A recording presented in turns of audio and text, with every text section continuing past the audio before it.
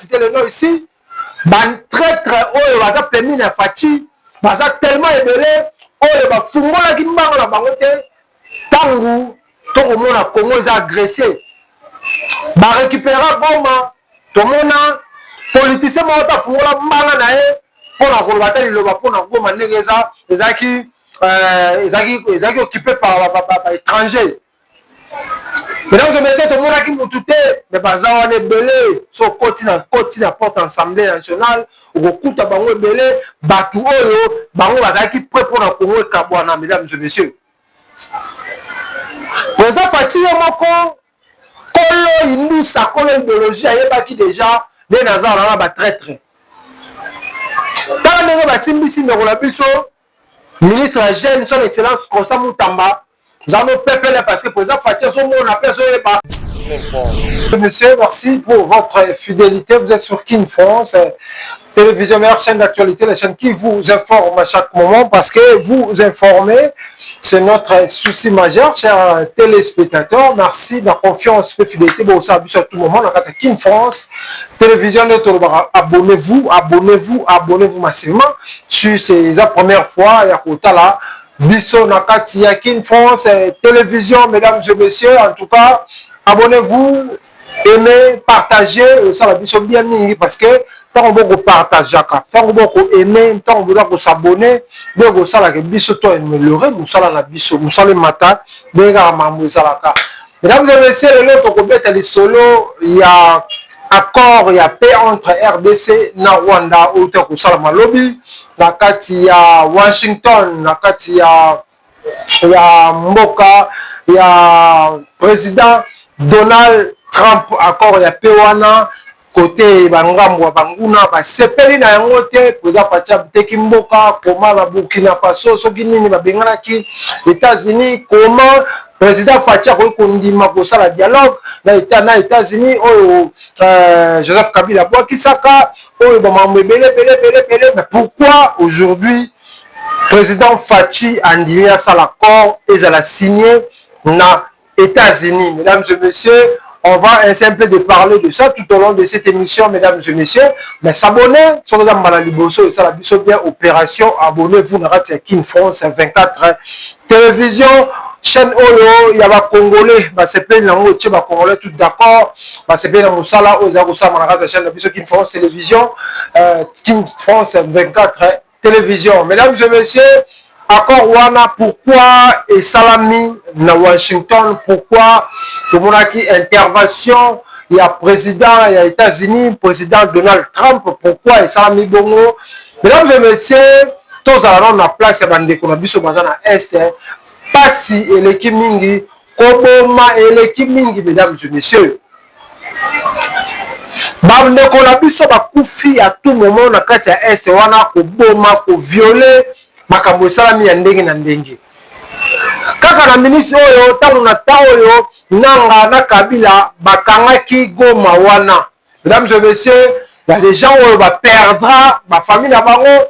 Mesdames et messieurs, ils ont bandeko oyo perdant bien matériel na bango misusu na mapangu babotola, mesdames et messieurs, sans compter ma perte ya vie même bandeko na biso wana ndeko na biso zaki nanga parce que nanga c'est un Congolais komona ndenge basali ba sabotage na kati ya Rwanda. Il y a des gens où bazelaki réplique à présent Fachi na Minduki, mesdames et messieurs, na kati ya Goma bandeko na biso ba perdant ba vie na bango juste aujourd'hui ba perdant biloko na bango ya mautuya biloko ya malonga ba lokola ba bien matériel misusu ba mapangu misusu ba mituka misusu ba biloko ebele o ba perdant na arrivé à nanga na ba M23 ba kota ba pia et puis copier yango bazoke nango na Goma bazoke nango na Rwanda, pardon. Mesdames et messieurs, sa confiance. Il y a des gens qui vont sa confiance. Il y a des gens, il y a des Congolais qui vont faire la vie. C'est la langue qui est 30 jours où on a dit ça. Quand vous avez confiance, vous avez une vidéo, vous avez syndrome de Congolais. Comment vous avez un Congolais, oza na eloko mosusu akosala te makambo bango bakosala foyo ndima yango.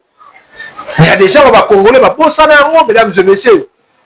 Il y a des gens oyo babosana makambo wana ndenge bandeko biso bakosouffrir kuna. Soki président Fachi lelo asali accord ya paix na Rwanda, yo Congolais mabeni yokomona yango. Président Fachi eloko nini asali parce que eloko nini mabe asali parce que depuis 30 ans yango oyo mboka wana evandaka kimia te, mesdames et messieurs, koboma ba jeune garçon kokomisa mwana ya 11 ans mobali policier to pe soldat ke kobunda koboma ba parents ko violer ba maman na biso ko violer ba bero na biso pasi ya est. En tout cas ça ne va pas, mesdames et messieurs. Lelo soki président Fachi alobi naza na posa ya kimia na mboka na ngai mais naza na posa ya lisasi ebeta te tango na koluka kimia. Parce que ce que nous avons il faut préparer, mais ça, il faut préparer guerre, il faut préparer, mais ça Fachi alobi na kokoti sa kimia na ko sa charger na bangote, mais na ko sa charger na bateau baza ko commander bango, mesdames et messieurs. Et il y a des Congolais aujourd'hui, bamoni mabe ndenge président Fachi a sali accord wana. Et moi je suis venu ici pour féliciter diplomatie à président Fachi ndenge amemi mboka na biso. Mesdames et messieurs, lelo na kovanda na kolanda prophétie ya Bakumuda. Bakumuda alobaki avant to fêter lipanda ya année oyo 2025, avant to fêter le 30 juin paix kokota na mboka na biso, to ko fêter le 30 juin ya paix na Congo mboka na biso. Paix à son âme, pasteur Bakumuda atika biso ndo televa na kimia alobaki makambo ya solo apesa prophétie qui est année 2025 to kokota apesa des prophéties, si je ne me trompe pas c'était en 2024. Apesa prophétie aloba que année to kota eza année ya changement ya mboka na biso, mesdames et messieurs. Aloba année oyo eza année oyo Congolais akosepela, c'est-à-dire guerre kosila na est ya mboka na biso. Tala panique oyo koti na Goma, mesdames et messieurs.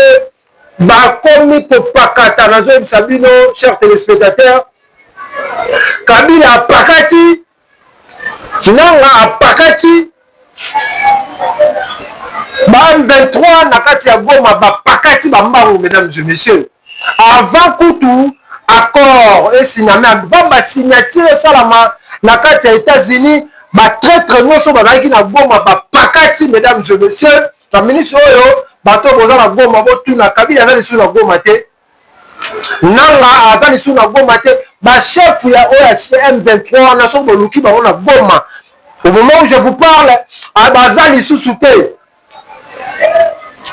Mesdames et messieurs, etikali na soda abiso ba wazalende ba FARDC kokota bon récupérer pour basi ba kimi déjà ba yebike makambo eza ndongo.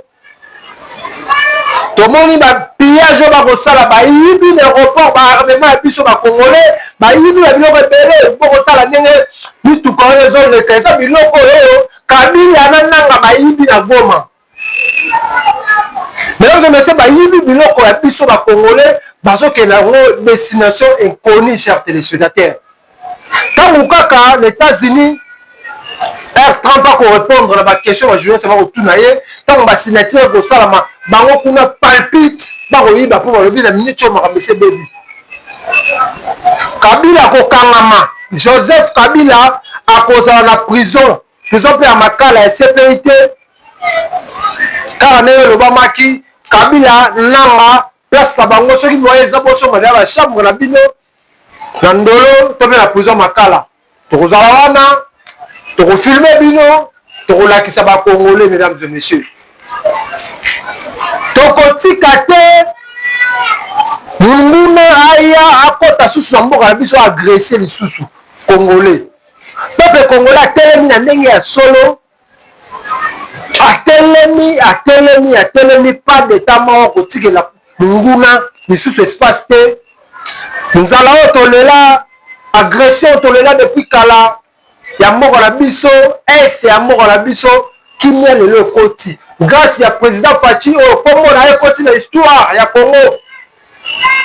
À l'époque il y a président moko président Félix Tshisekedi Tshilombo akotaka na pouvoir asignaka accord à kimia tovandaka pendant ba 30 ans wa masolo oyo babiso tokobetelaka bakokobar na biso bana ya bana na biso mesdames et messieurs masolo tokobetaka yango ke mboka na biso ezalaka na kimia tomoni Rwanda oyo lelo tokolesa bango Rwanda oyo lelo tokokabela bango Rwanda oyo lelo bakozwa biloko na biso tokopesa bango boye banyokolaka biso à l'époque mais grâce ya président moko boye akotaka président Fatima na mboka kimia ya solo atia kimia na kati ya este nguna satana pakata mbangu Joseph Kabila pakati mbangu akimi na 1h du matin ekuta kimaki avant lobby déjà lobby na 1h du matin akimaki après na ba 18h 19h nde nanga na bato na ye bapakati mbangu